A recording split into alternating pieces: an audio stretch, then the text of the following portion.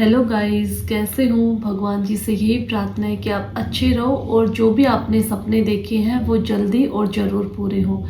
मेरे पास कमेंट आ रहे थे कि दीदी आप मोटिवेशनल स्टोरी लेके आओ, इससे हम मोटिवेट होते हैं। तो आज फिर से एक मोटिवेशनल स्टोरी के साथ आती हूँ, ज़रूर सुनिएगा। पहले के प्राचीन समय में ये होता था कि जब माँ बाप अपने बच्चों को गुरुकुल में भेजते थे, क्योंकि वहाँ पे बच्चे गुरु की देखरेख में ही शिक्षा ग्रहण करते थे।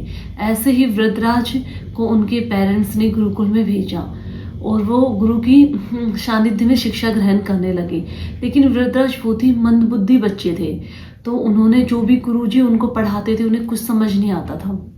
इसलिए सब बच्चे उनका मजाक उड़ाते थे कि ये तो मंदबुद्धि बच्चा है, इसे तो कुछ समझ नहीं आता, ये तो कुछ नहीं कर पाएगा, ऐसे उसका मजाक उड़ाते थे। तो फिर लास्ट में जब एग्ज़ाम हुए तो उनकी क्लास के सारे बच्चे पास हुए और वरदराज फेल हो गए और सारे बच्चे नेक्स्ट क्लास में चले गए और वो वहीं रह गए। तो गुरुजी आए, गुरुजी ने बोला कि वृद्धराज, हमने बहुत ज़्यादा प्रयास किए कि तुम इन बच्चों के साथ ही शिक्षा ग्रहण करो, लेकिन आप हर प्रयास में असफल रहे, इसलिए हमें ना चाहते हुए आपको गुरुकुल से निकालना पड़ेगा। तो गुरुजी ने भरे मन से, मतलब उनका दिल दुखी हुआ और उन्होंने वृद्धराज को गुरुकुल से निकाल दिया। तो वृद्धराज जब घर जा रहे थे तो उनको बहुत ही ज़्यादा प्यास लगी। तो उन्होंने देखा कि एक कुआं है पास में और कुएं पर 4-5 महिलाएं पानी भर रही हैं। तो वो वहाँ पे कुएं के पास चले जाते हैं और उनसे पानी पीते हैं। जब वो पानी पी के वापिस आते हैं तो उनकी नज़र पड़ती है कुएं पे बने निशान पे। तो उन महिलाओं से पूछते हैं कि ये निशान किसके बने हुए। तो महिलाओं ने बताया कि जो कोमल सी रस्सी है, पतली सी, इसको हम बार बार खींचते हैं तो ये निशान बन जाते हैं। तो उन्होंने विचार किया, उन्होंने सोचा कि जब एक मजबूत पत्थर, इतना ये कठोर पत्थर है और ये पतली सी रस्सी के बार बार आने जाने से इस पे निशान बन सकते हैं, तो क्यों ना मैं बार बार प्रैक्टिस करूं, अभ्यास करूं, तो मैं क्यों शिक्षा ग्रहण नहीं कर सकता।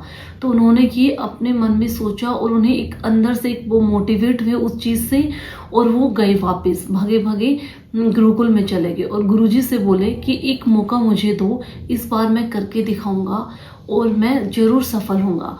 तो वो वहाँ पे गुरुकुल में मेहनत करने लगे और बार बार अभ्यास करने लगे, प्रैक्टिस करने लगे।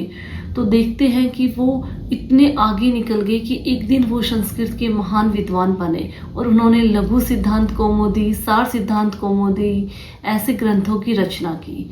तो इस कहानी से हमें ये शिक्षा मिलती है कि हमें कभी भी प्रैक्टिस करनी नहीं छोड़नी चाहिए, चाहे वो खेल में हो, चाहे वो स्टडी में हो। क्योंकि प्रैक्टिस के बिना अगर हम सोचते रहें तो हम सब चीज़ें हमारे सामने से चली जाएगी और हम सब सिर्फ देखते रह जाएंगे। तो हमें अपनी प्रैक्टिस रखनी है, यही हमें स्टडी में करना है कि अगर हमें कुछ टाइम ये कि हमें नहीं मिल रहा तो अगले जब भी हमें टाइम मिले उसमें हमें प्रैक्टिस करनी है। ये नहीं है कि हमें बिल्कुल ही प्रैक्टिस करनी छोड़ देनी, क्योंकि प्रैक्टिस करना हम जिस भी चीज़ में छोड़ देते हैं तो धीरे धीरे हम उनको भूल जाते हैं। इसलिए हमें इस कहानी से शिक्षा लेनी है कि हमें कभी भी अपनी लाइफ में प्रैक्टिस को, अभ्यास को जाने नहीं देना। अगर हम ऐसा करते रहेंगे तो हम एक दिन जो भी मतलब हमने अपना गोल सोचा है उसको हम ज़रूर अचीव करेंगे।